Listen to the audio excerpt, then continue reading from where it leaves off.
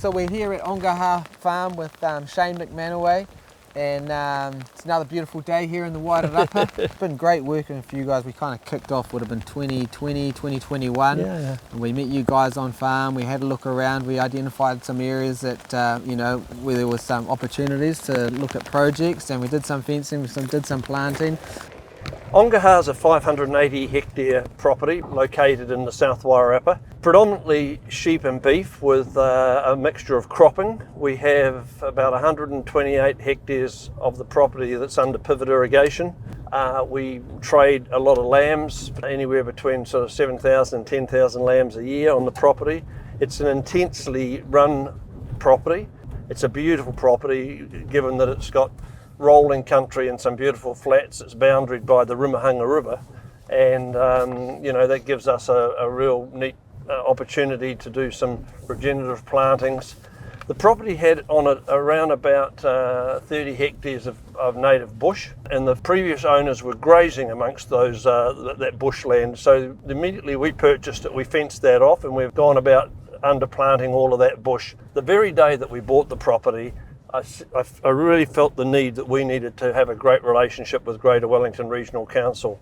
And so within about 2 months of owning it, we had a meeting here on farm with the leadership team from Masterton.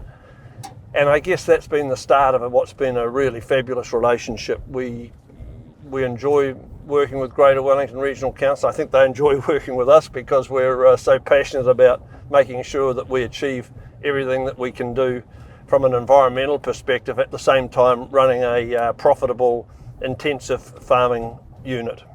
We want to be able to farm here on this property intensively, but we want to be able to make sure that this place can keep going for forever. Yeah, this was the dairy platform when we purchased the property 4.5 years ago. We decommissioned the dairy upon purchasing because we had a real interest in wanting to crop this land. This is beautiful river silt here, built up over thousands of years coming off the Ruamāhanga River. We were growing mustard, we were growing onion seed, some bok choy seed. If you look out across here to this region here, you'll see the native bush, which we've underplanted. We'll go down there and look at that shortly. And then the Ruamāhanga runs right down to basically the bottom of the Martinborough cutting, where the silver poplars are along there. This stream, this is one of their major waterways down here, and pretty much all of the runoff from these flats, which are quite intensively farmed, will kind of make its way down this stream and through the property. And what Shane and Lynette and the team here at Ongaha have done, if they've put in water quality monitoring stations at the top of the farm and the bottom of the farm, and they're measuring, water quality going in and out. And the other thing that we've done when we first got here in partnership together is we fenced off this whole waterway. It still had stock access at the time. It was about 2 or 3 kilometres of fencing. What have you noticed in terms of how this waterway's changed since we've done the restoration work? I guess we always wanted to make sure that the water quality was improving, and that we were enhancing that. As you say, we've fenced it off so stock can't get in. We wanted to monitor the water quality, so we put in an eco detection system, and they've been monitoring our water now for a few years. So we've been able to really hone in on some of the things that we've been very conscious of, nitrates, for example. What have we seen? I guess from a just everyday sort of observation is we now have frogs in these creeks that are croaking so loud at night, which is a really good sign of a healthy creek. That's great. The longfin eels are back in these creeks in abundance. We have a lot of eels in here. So there are a couple of signs for us visually that things are improving. The other thing is that we're now starting to get natural watercress that used to be here in the early days. There was a lot of watercress in this creek. That would have been a food source, I guess, for early settlers and for Maori way back in the day. It's starting to regrow here, which is again telling us that things are, the balance is starting to return. Yeah, and it's real cool because little bits like this in a farm system will often be missed because it's just this little area, and you'll focus on the big stuff. These guys see it as something that they can enhance, they can exclude stock, plant it up, creates more biodiversity, improves water quality, creates habitat. So you're just kind of adding value to the whole place. As you say, Collier, this was an area that was too wet really for farming. Just not ideal, but it's absolutely ideal for what we're doing now. So this is the native block Started working with these guys 2021, 2022, and you could just see that it was a real special piece of bush.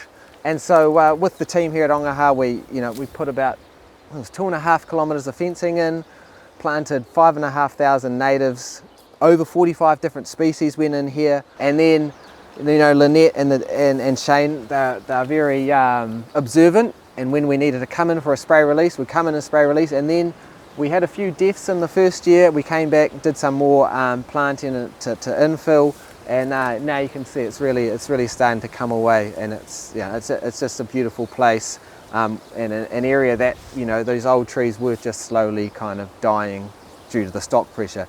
I think since 2021 we've planted 75,000 natives on this property.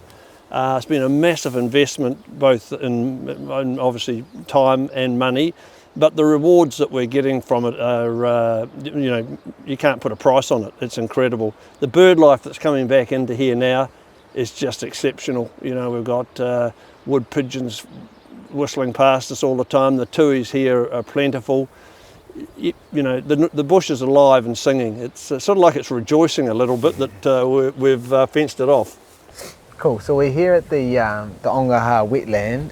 It's about 40,000 natives that went into this area. It extends kind of further up this way and quite a way down that way, and then there's quite a lot of planting that was along a little riparian area that pops off it. We turned it into a sanctuary when we first bought the place, and didn't allow any shooting, which the birds soon become very aware of. And you can see in here now, this is absolutely magic with these royal spoonbills. They're a very rare bird, and they have never been here before, to the best of our knowledge, and now they've made this home.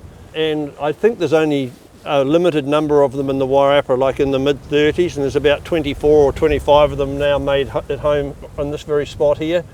But we have lots of other bird life coming in. It's really special. You can spend hours down here in the evening just watching these birds. It's a great spot for the spoonbills, and it's just a delight to see them frolicking in the trees, really. Yeah, it is. Learning that you can farm intensively, profitably, and enhance the environment at the same time, and that's something that we're incredibly focused on.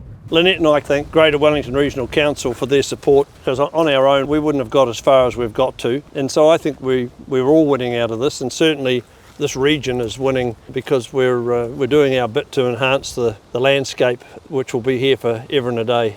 We won't be here forever and a day. We are hoping to leave a legacy that will be.